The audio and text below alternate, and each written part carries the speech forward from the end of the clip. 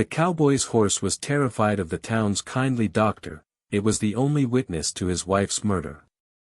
The truth of this statement would haunt the dusty streets of Cedar Ridge for years to come, but on that particular autumn afternoon, as golden light filtered through the cottonwoods surrounding Elias Garrett's modest ranch, it seemed like nothing more than the fevered imagination of a grief-stricken man. Elias stood by the weathered fence post, his calloused hands gripping the sun-bleached wood as he watched Dr. Alastair Finch's black medical bag catch the late sunlight. The doctor had ridden out unannounced, as he sometimes did in the year since Alara's passing, offering quiet companionship and checking on the widower's well-being with the gentle persistence of a man who understood that some wounds never truly heal. "Thought I'd see how you're faring, Elias," Dr. Finch called out, his voice carrying that same warm, reassuring tone that had comforted half the territory through births, deaths, and everything between. "And perhaps have a look at that mare of yours. Solomon, wasn't it? I remember treating her for that stone bruise last spring." At the mention of the horse's name, something shifted in the corral. Solomon, who had been grazing peacefully near the water trough, suddenly lifted her head with such violent alarm that the sound of her breath became visible in sharp, panicked puffs against the cooling air. The mare's ears pinned back flat against her skull, her eyes rolling white with terror as she pressed herself against the far rail of the enclosure, as far from the approaching doctor as the wooden boundaries would allow. The transformation was so complete, so immediate, that even Dr. Finch paused mid-step, his kindly smile faltering for just a moment before reasserting itself with practiced ease. "My word," he murmured, setting down his bag with deliberate calm. "She certainly seems unsettled." But unsettled was too mild a word for what Elias witnessed. Solomon's entire body trembled as though she'd been struck by lightning, her hooves dancing a frantic rhythm against the hard-packed earth. The mare who had once nuzzled gently against Alara's palm, who had carried his wife across these same fields with the trust of a devoted friend, now looked as though she stared into the face of her own death. "Solomon," Elias called softly, approaching the corral with slow, measured steps. "Easy, girl. Easy." The horse's terror only intensified at his approach, her breathing coming in harsh, desperate gasps. She reared slightly, not in aggression but in pure, animalistic panic, her hooves scraping against the wooden rails as she sought any escape from the doctor's presence. "She's been like this for months," Elias found himself saying, though he hadn't intended to share this particular observation. "Every time you come near, every time she so much as catches sight of you." Dr. Finch's expression remained one of gentle concern, but something flickered behind his pale blue eyes, too quick to catch, too fleeting to name. "Animals grieve too, my friend. Perhaps she associates me with those final days. I was here quite often during Alara's illness." The explanation was reasonable. Logical. The kind of measured response that had made Dr. Alastair Finch one of the most trusted men in 3 counties. But as Elias watched Solomon's continued distress, something cold and unwelcome began to take root in his chest. "She was never afraid of you before," he said quietly. "Trauma manifests in curious ways," the doctor replied, his voice carrying the weight of decades spent observing human and animal suffering. "The mind, both human and animal, sometimes creates associations that seem irrational to us. She may have witnessed Alara's final moments. The memory could have attached itself to anyone who was present. Again, perfectly reasonable. But Solomon's reaction wasn't the generalized fear of a traumatized animal. It was specific. Targeted. The mare remained calm around Sheriff Brody when he visited. She showed no distress around Mrs. Patterson from town, who had helped tend to Alara during her illness. Even Father Miguel, who had administered last rites, could approach the corral without incident. Only Dr. Finch inspired this bone-deep, primal terror. "Perhaps it would be best if I maintained my distance," the doctor suggested with characteristic thoughtfulness. "Animals can sense our tensions, and I'd hate to cause her further distress." As Dr. Finch retreated to a respectful distance, Solomon's panic began to subside, though she remained pressed against the far rail, her dark eyes never leaving the man who had shown nothing but kindness to every living soul in Cedar Ridge. "I've brought some laudanum," the doctor continued, retrieving a small brown bottle from his bag. "For the nights when sleep proves elusive. And perhaps some chamomile tea. It may help settle your nerves." Elias accepted the offerings with a murmur of thanks, but his attention remained fixed on Solomon. The mare's breathing had returned to normal, but her posture spoke of a vigilance that cut deep into his already wounded heart. She stood like a sentinel, every muscle coiled with the terrible knowledge that only she possessed. After Dr. Finch departed, Elias remained by the corral well into the evening, watching the play of shadows across Solomon's coat as the sun sank behind the western hills. The mare had returned to her grazing, but occasionally she would lift her head and look toward the spot where the doctor had stood, as if ensuring the threat had truly passed. "What did you see, girl?" Elias whispered into the gathering darkness. "What are you trying to tell me?" But horses, for all their intelligence, could not speak the language of human justice. They could only remember, and fear, and hope that someone would finally listen to the truth written in their very bones. The weeks that followed brought a parade of well-meaning explanations, each more reasonable than the last, each designed to convince Elias that his growing suspicions were nothing more than the paranoid delusions of a man who had lost too much. Sheriff Tom Brody was the first to voice what the entire town had begun to whisper, that grief had finally taken its toll on Elias Garrett's once steady mind. "That horse has been through hell," Sheriff Brody explained during one of his regular visits, his weathered face creased with genuine concern. "Lost her mistress, seen you struggling to keep this place running, felt the weight of your sadness every single day. Is it any wonder she's developed some peculiarities?" The sheriff's words carried the authority of a man who had seen every form of human suffering that the frontier could devise. He had known Elias for the better part of 2 decades, had stood as best man at his wedding to Alara, had helped carry her coffin to its final rest in the cemetery behind the whitewashed church. If anyone could speak truth to a grieving man, it would be Tom Brody. "Animals pick up on our emotions," the sheriff continued, settling his considerable frame more comfortably in the porch chair that had once been Alara's favorite. "Maybe Solomon senses something in you when the doc comes around. Some tension, some association with loss. Hell, Elias, you tense up whenever anyone mentions those final weeks." It was true. The mention of Alara's swift decline from vibrant health to devastating illness could still steal the breath from Elias's lungs, could still send him reaching for the whiskey bottle that had become his most faithful companion during the endless, empty nights. But Solomon's terror predated any tension he might feel. If anything, his growing unease had developed in response to the mare's inexplicable fear, not the other way around. "She's trying to tell me something," Elias insisted, knowing how the words sounded even as they left his lips. Sheriff Brody's expression softened with the particular gentleness reserved for the mentally fragile. "What could she possibly be trying to tell you? That Dr. Finch did everything humanly possible to save your wife? That he sat by her bedside for hours, monitoring her condition, adjusting her treatment? That he fought harder than anyone to keep her with us?" The recitation of the doctor's devotion was accurate. Elias remembered those final days with painful clarity, Dr. Finch arriving before dawn and leaving well after midnight, his face drawn with exhaustion and genuine concern. The man had refused payment for his extended care, had even brought his own supplies when it became clear that Alara's condition was beyond the reach of conventional medicine. "He's a good man, Elias.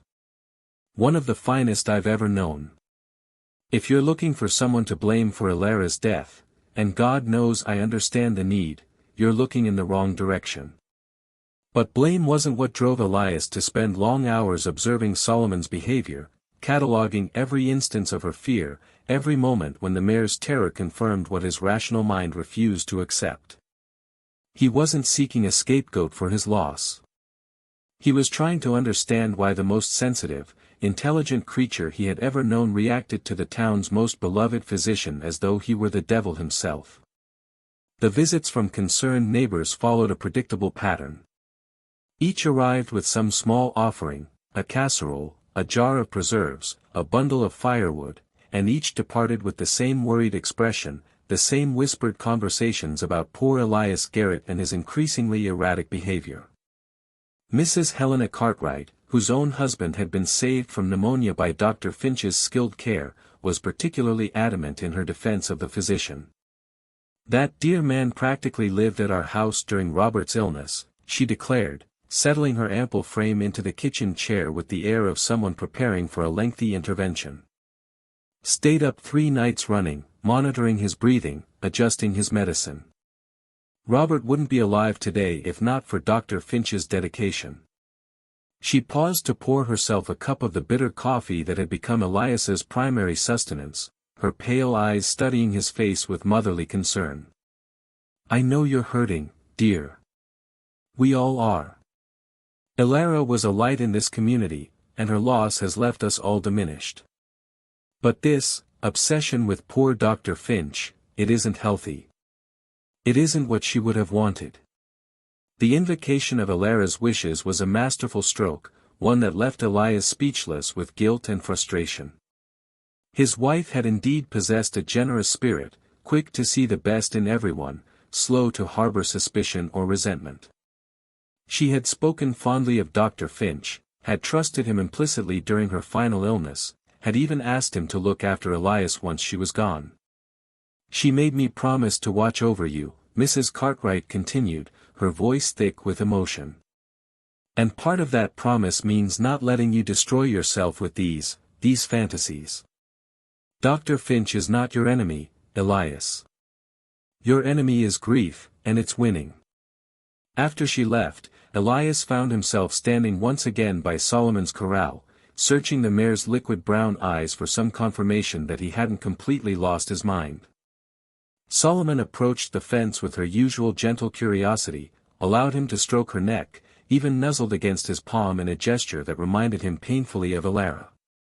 But when Dr. Finch's distinctive black buggy appeared on the horizon 20 minutes later, arriving for one of his periodic welfare checks, Solomon's entire demeanor transformed. The gentle mare became a creature possessed, backing away from the fence with such violence that she stumbled, her eyes wide with a terror that seemed to reach back through time to some unspeakable moment that only she remembered. Dr. Finch, observing the mare's distress from a careful distance, shook his head with what appeared to be genuine sadness. "I've consulted with colleagues in Denver," he told Elias, his voice heavy with professional regret. "Cases like this, where an animal develops such a specific phobia, are not uncommon following traumatic loss. The association becomes so deeply ingrained that it overrides all rational behavior." He paused, studying Solomon's continued agitation with clinical detachment. "There are treatments, of course. Sedatives that might calm her nervous system. But honestly, Elias, the kindest thing might be to find her a new home. Somewhere she can heal without these constant reminders of her trauma." The suggestion hit Elias like a physical blow. Part ways with Solomon? The last living connection to Elara, the final witness to their shared happiness? It was unthinkable. "She stays," he said firmly. Dr. Finch nodded with understanding. "Of course. I wouldn't dream of pressuring you. But if you change your mind. I know several families who would provide excellent care for such a fine animal." As the doctor prepared to leave, he paused at his buggy, his pale eyes meeting Elias's with an expression of what might have been sympathy or something far more calculating. "Grief is a dangerous thing, my friend.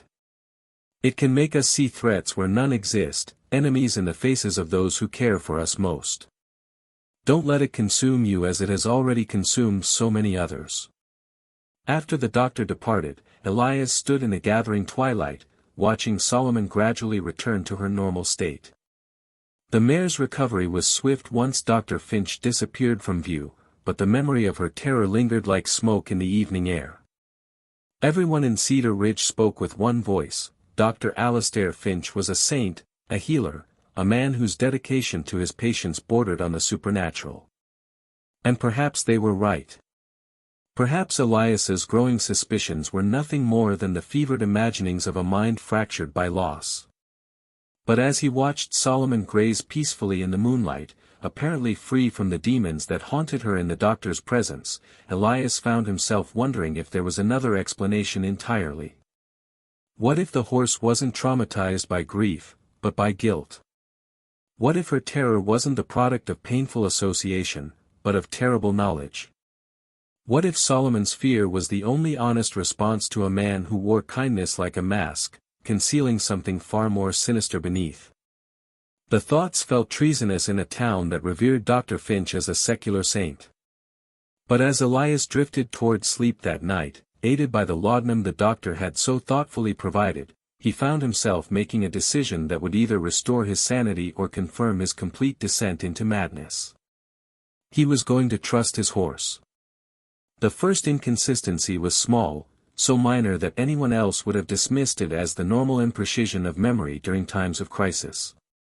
But Elias had learned to pay attention to details during his years working cattle, and the detail that nagged at him concerned the progression of Alara's final illness. He began by reviewing his own recollections, forcing himself to relive those terrible 2 weeks when his vibrant wife had withered before his eyes. The illness had struck suddenly. One day Alara had been tending her garden, laughing at something Solomon had done, and the next she was confined to bed with what Dr. Finch had initially diagnosed as a severe case of influenza. But as Elias reconstructed those final days, he realized that Alara's symptoms had never quite matched the typical progression of flu. The fever had been inconsistent, spiking and falling in patterns that seemed almost orchestrated. The nausea had been severe, but without the usual digestive distress. Most troubling of all, her mental clarity had remained largely intact until the very end, as though her mind were trapped in a failing body that should have been clouded by delirium. Dr. Finch had explained these inconsistencies as the natural variation found in any illness, the body's individual response to disease. But now, examining his memories with the cold precision of a man seeking truth rather than comfort, Elias began to wonder if there was another explanation entirely. The second inconsistency emerged during a conversation with Father Miguel, the elderly priest who had administered Alara's last rites. The two men were sharing a drink on the rectory porch, watching the sunset paint the mountains in shades of gold and crimson, when the priest made an offhand comment that stopped Elias's blood cold. Such a blessing that Dr. Finch was able to obtain that special medicine for dear Alara, Father Miguel remarked, refilling their glasses with the communion wine that served as his primary comfort in a harsh and unforgiving world. All the way from San Francisco, if I remember correctly. So expensive, but the good doctor refused to accept payment for his efforts. Elias's hand tightened around his glass. Special medicine? Oh yes, the priest continued, apparently unaware of the bombshell he had just dropped. Dr. Finch explained it to me when I inquired about her treatment. Some new preparation that had shown promise in treating severe influenza. He had ordered it specifically for Alara, though it arrived only during her final days. The information hit Elias like a physical blow. Dr. Finch had never mentioned any special medicine to him. Throughout Alara's illness, the physician had spoken only of traditional treatments, bed rest, fluids, and standard medications to manage her symptoms.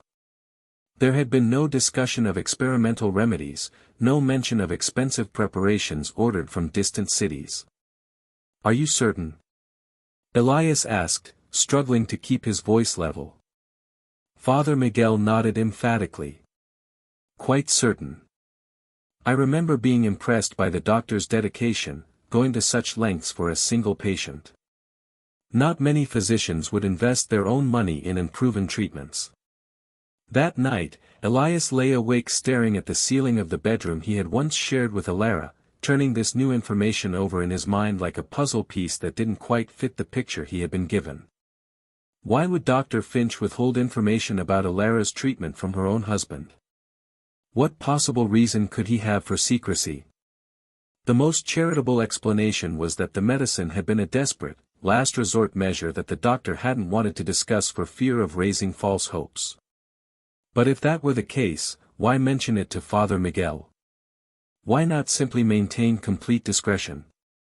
As dawn broke over the eastern hills, Elias made another decision that would have seemed unthinkable just weeks earlier. He was going to investigate Dr. Finch's movements during Alara's final illness, and he was going to start with the mysterious medicine from San Francisco. The Cedar Ridge post office was run by Martha Hendricks, a spinster with the memory of an elephant and the discretion of a town crier. If Dr. Finch had indeed ordered special medicine from California, Martha would remember the correspondence. San Francisco. Martha repeated, her weathered face scrunching with concentration as she rifled through her mental catalogue of postal transactions. Let me think. Yes, there was some correspondence with a pharmaceutical company, I believe. Several letters, actually, around the time of poor Alara's illness. Elias's pulse quickened. Several letters. Oh yes. Dr. Finch was quite concerned about delivery timing, if I recall. Made several inquiries about expedited shipping. Martha's expression grew thoughtful. Odd thing, though. The package, when it finally arrived, went directly to his office rather than to your home. Most medicine for house calls gets delivered straight to the patient. Another small inconsistency, but one that added weight to the growing list of questions surrounding Alara's treatment. Why would medicine ordered specifically for her be delivered to the doctor's office? Why the secrecy, the private correspondence, the lack of communication with her husband? Elias's next stop was the office of Dr. Samuel Morrison, the elderly physician who served the neighboring town of Pine Valley. Morrison had been Dr. Finch's mentor during his early years in the territory, and if anyone would know about experimental treatments for influenza, it would be the man who had trained half the doctors in 3 counties. Special medicine from San Francisco? Dr. Morrison repeated, his rheumy eyes growing sharp with interest. For influenza treatment? I'm not aware of any new preparations that would warrant such expense or effort. The standard treatments have remained largely unchanged for decades. The old doctor leaned back in his chair, studying Elias with the penetrating gaze of a man accustomed to diagnosing more than physical ailments. May I ask why you're inquiring about your wife's treatment? Surely Alastair provided you with a complete account of her care. Elias hesitated, aware that his questions were venturing into dangerous territory. Dr. Morrison and Dr. Finch were not merely professional colleagues, they were friends, bound by years of shared experience and mutual respect. Any suggestion of impropriety would likely be met with fierce defense. I'm just trying to understand what happened, Elias said carefully. Some of the details don't seem to match what I was told. Dr. Morrison's expression grew guarded. Grief can distort memory, my boy. The mind, in its attempt to process loss, sometimes creates inconsistencies where none exist. It's perfectly natural, but it can be dangerous if allowed to fester. The warning was gentle but unmistakable, drop this line of inquiry before it consumed him entirely. But Elias had passed the point where rational advice could redirect his course. Solomon's terror, the mysterious medicine, the pattern of secrecy, each element might be explicable individually, but together they formed a picture that demanded investigation. Hypothetically, Elias pressed, if someone were to order an experimental medicine from San Francisco, what would be the legitimate reasons for doing so? Dr. Morrison was quiet for a long moment, his fingers drumming against the worn surface of his desk. Finally, he spoke with the measured tone of a man choosing his words very carefully. Hypothetically, there would be very few legitimate reasons. Experimental treatments require extensive documentation, patient consent, and usually the involvement of multiple physicians. A single doctor, acting alone, would be highly irregular. The implication hung in the air between them like smoke from a gunshot. Dr. Morrison had just confirmed that Dr. Finch's actions, if accurately described, fell well outside the boundaries of accepted medical practice. Of course, the old doctor continued quickly, I'm certain Alistair had excellent reasons for whatever course of treatment he pursued. He's one of the finest physicians I've ever trained, and his dedication to his patients is legendary. But the damage was done. The seed of doubt, planted by Solomon's inexplicable terror, had found fertile ground in the inconsistencies surrounding Ilara's final days. And as Elias rode back toward Cedar Ridge in the gathering twilight, he carried with him the terrible knowledge that his investigation had only just begun. That evening, he sat once again by Solomon's corral, watching the mare graze peacefully in the moonlight. She approached the fence at his call, allowed him to stroke her neck, even accepted the apple he had brought as a peace offering. But when Dr. Finch's buggy appeared on the distant road, making one of his regular welfare visits, Solomon's transformation was as swift and terrifying as ever. The mare pressed herself against the far rail, her entire body trembling with a fear so intense it seemed to radiate outward like heat from a forge. And as Elias watched this display of pure, animal terror, he found himself wondering not what trauma had caused Solomon's reaction, but what terrible truth she was desperately trying to communicate. The breakthrough came from an unexpected source, Mrs. Sarah Mitchell, the young widow who ran the town's only boarding house and who possessed both an excellent memory and an unusual gift for observation. Elias had not sought her out deliberately, rather, she had approached him following Sunday services with information that she claimed had been weighing on her conscience for months. "I've been meaning to speak with you," she said quietly, drawing him aside from the dispersing congregation.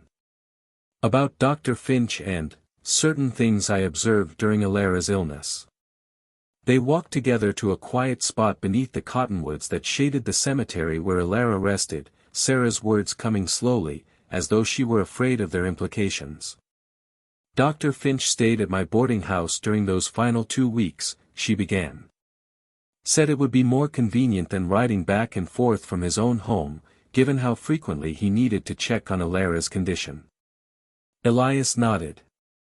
He remembered the doctor's dedication, his willingness to sacrifice his own comfort for the sake of his patient. "What struck me as odd," Sarah continued, "was his schedule.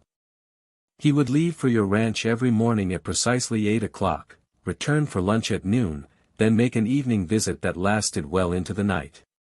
Very regular, very predictable. He was thorough in his care," Elias said, though something in Sarah's tone suggested she was leading toward a revelation that would challenge that charitable interpretation. "Yes, but here's what troubled me. On 3 different occasions, I happened to be working in the garden late at night when he returned from your ranch.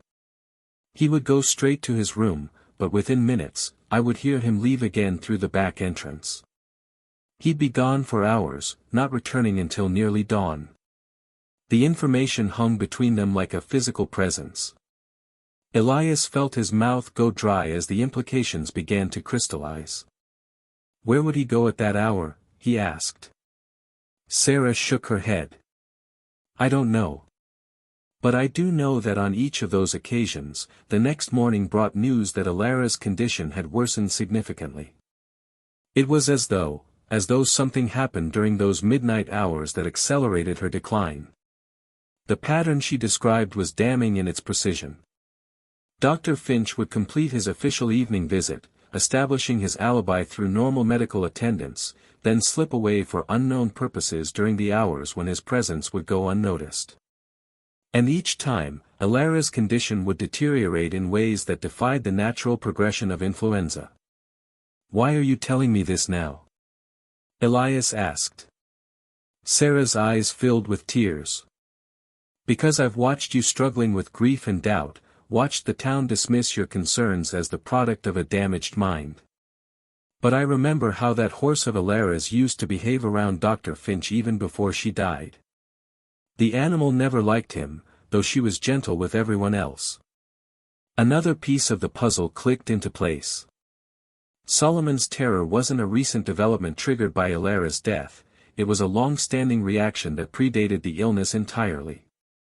The mare had recognized something in Dr. Finch that the humans around her had been too trusting, too civilized, to perceive. There's something else, Sarah added reluctantly. Something I saw but didn't understand until recently. She paused, gathering courage for what was clearly a difficult revelation. The night before Elara died, I saw Dr. Finch in his room, working with some sort of chemical apparatus. Small glass vials, measuring instruments, things that seemed more suited to a laboratory than a medical bag. When I asked him about it the next morning, he said he was preparing a new treatment that might help with her fever. The mysterious medicine from San Francisco. The secret apparatus. The midnight departures followed by rapid deterioration. Each element supported a hypothesis so monstrous that Elias's rational mind recoiled from its implications. But Solomon's terror provided an anchor of truth in the storm of rational denial. Animals didn't lie. They didn't engage in elaborate deceptions or suffer from paranoid delusions. They simply responded to what they witnessed, and what Solomon had witnessed was apparently so horrific that it had left her with a permanent, instinctual fear of the man responsible. That afternoon, Elias began a more systematic investigation of Dr. Finch's movements during Elara's final illness. He spoke carefully with neighbors, with the sheriff, with anyone who might have observed the doctor's comings and goings during those crucial 2 weeks. The picture that emerged was one of a man whose public devotion to his patient masked a pattern of behavior that grew more suspicious with each new detail. Tom Walsh, who lived on the road between town and Elias's ranch, remembered seeing Dr. Finch's buggy passing his house at unusual hours. Thought it was strange, Tom admitted, seeing him ride out past midnight, then return before dawn. But I figured medical emergencies don't keep regular schedules. Mrs. Catherine Evans, whose insomnia often kept her awake during the late-night hours, had noticed lights in Dr. Finch's office long after his normal hours. Saw him working with some kind of equipment, she recalled. Thought maybe he was preparing special medicines. He always was so dedicated to his patients. Even Father Miguel, when pressed for details about his conversations with Dr. Finch, revealed information that took on sinister implications in light of the emerging pattern. He spoke often of Elara's resistance to treatment, the priest remembered. Said she was fighting the medicine, that her body was rejecting his efforts to help her. At the time, I thought he meant her illness was particularly stubborn. But now that I think about it, his choice of words was rather odd. Fighting the medicine. Rejecting treatment. Words that suggested not a patient's natural immune response, but active resistance to something being done to her against her will or without her knowledge. As the sun set on another day of investigation, Elias found himself back at Solomon's corral, sharing his discoveries with the only creature who had recognized the truth from the beginning. "You tried to warn us, didn't you, girl?" he whispered, stroking the mare's neck as she pressed against his palm with familiar affection. "But we were too civilized, too trusting, to understand what you were trying to say." Solomon's dark eyes seemed to hold depths of knowledge that no human language could express. She had witnessed something during those final days, something that had branded itself into her memory with such intensity that the mere presence of Dr. Finch could still reduce her to a state of primal terror. The question now was whether Elias could uncover enough evidence to convince others of what Solomon had been trying to communicate all along, that the town's beloved physician was not the healer they believed him to be, but something far more dangerous. Something that wore the mask of compassion while practicing an entirely different art. The discovery of Dr. Finch's private laboratory came about through a combination of determination and sheer accident.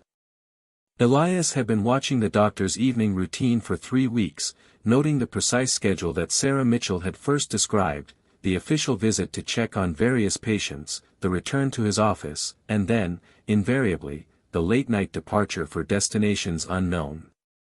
On this particular evening, a sudden thunderstorm provided the cover Elias needed to follow the doctor without being observed. He watched from the shadows as Dr. Finch locked his main office and walked not to the boarding house, but to a small outbuilding behind the church that had once served as the town's original schoolhouse before a larger structure was built.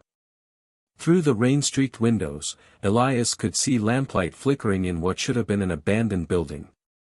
The sight sent ice through his veins as he realized that Dr. Finch had been maintaining a secret workspace, a place where he could pursue activities that required absolute privacy and discretion. Getting inside required waiting until the doctor departed near dawn, then using skills learned from a misspent youth to pick the simple lock that secured the door. What Elias found inside transformed his growing suspicions into horrifying certainty. The room had been converted into a sophisticated laboratory, complete with glass distillation apparatus, measuring devices, and row upon row of chemical compounds arranged with scientific precision. But it was the detailed journal lying open on the central table that provided the evidence Elias had been seeking, and evidence of crimes far worse than he had imagined. Dr. Alastair Finch had not simply murdered Alara. He had been systematically poisoning patients throughout the territory for years, using his position as a trusted healer to mask a pattern of calculated killing that defied every moral boundary known to civilized society. The journal entries were written in Finch's precise handwriting, documenting his experiments with various compounds and their effects on unwitting human subjects. Alara's name appeared frequently in the final entries, along with detailed observations about her response to different dosages of what he referred to as the preparation, a custom-made poison that mimicked the symptoms of natural illness while slowly destroying its victim from within. Subject E continues to show remarkable resistance, one entry read. Initial dosages proved insufficient to achieve desired outcome. Increasing concentration while maintaining plausible symptom profile. Must be more careful about animal presence during future administrations, the horse appears unusually sensitive to my activities. Solomon. Even in his clinical documentation of murder, Finch had noted the mare's ability to sense the evil being perpetrated. The horse had been trying to protect Alara, had been attempting to warn everyone around her that something terrible was happening. But her animal instincts had been dismissed as neurosis, her desperate fear interpreted as trauma rather than warning. Further reading revealed the full scope of Finch's activities. He had been selecting victims based on careful criteria, individuals who were isolated, who wouldn't be missed immediately, or who had symptoms that could plausibly be attributed to natural causes. Alara had been chosen not randomly, but specifically, because she possessed something that Finch wanted desperately enough to kill for. The motive became clear in an entry dated just days before Alara's death. The obstinate woman continues to refuse my advances, even in her weakened state. Her devotion to that worthless husband remains unshakable. If I cannot possess her willing affection, I will at least ensure that no one else can enjoy what was meant to be mine. Dr. Finch had been in love with Alara. His careful attention to her health, his frequent visits to check on her well-being, his apparent grief at her loss, all of it had been the calculated behavior of a man obsessed with a woman who would never return his feelings. When she had rejected his advances, he had decided that if he couldn't have her, no one could. The poison had been his instrument of revenge, administered during those midnight visits when he could access her without witnesses. Each dose had been carefully calibrated to mimic the progression of natural illness, ensuring that her death would appear to be the tragic but inevitable result of disease rather than deliberate murder. But Solomon had seen everything. The mare had witnessed her beloved mistress being slowly killed by the man who pretended to heal her, had understood on some instinctual level that Dr. Finch represented mortal danger. Her terror wasn't the result of trauma, it was the rational response of a creature who recognized a killer and was desperate to warn anyone who would listen. Armed with the journal and the evidence from the secret laboratory, Elias rode to Sheriff Brody's office as dawn broke over Cedar Ridge. The confrontation with Dr. Finch came that very morning, in the town square where the entire community could witness the unmasking of their trusted healer. When presented with the damning evidence, Dr. Finch's carefully maintained facade finally cracked. Faced with his own handwritten confessions and the chemical apparatus that had enabled his crimes, he broke down completely, his narcissistic rage finally erupting after years of calculated performance. "She was meant to be mine," he screamed as the sheriff's deputies restrained him. I saved her from fever as a child, I tended to every ailment, I loved her more than that simple-minded cowboy ever could. She owed me her affection.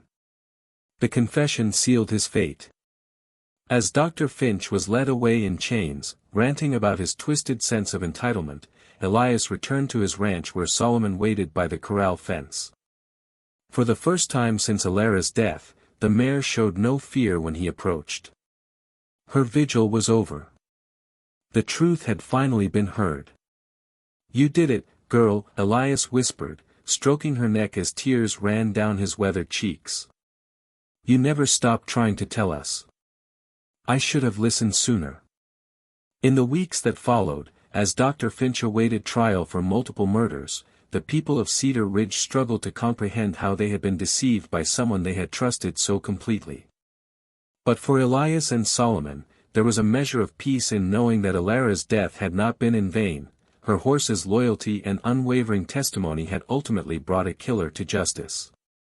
Solomon never again showed fear of doctors or strangers. But on quiet evenings, when Elias sat by her corral watching the sunset paint the mountains gold, he could swear the mare still carried herself like a guardian, like a creature who had learned that sometimes the most important truths can only be spoken by those who love us enough to never stop trying to warn us of danger. The cowboy's horse had been terrified of the town's kindly doctor because it was the only witness to his wife's murder. And in the end, that was enough.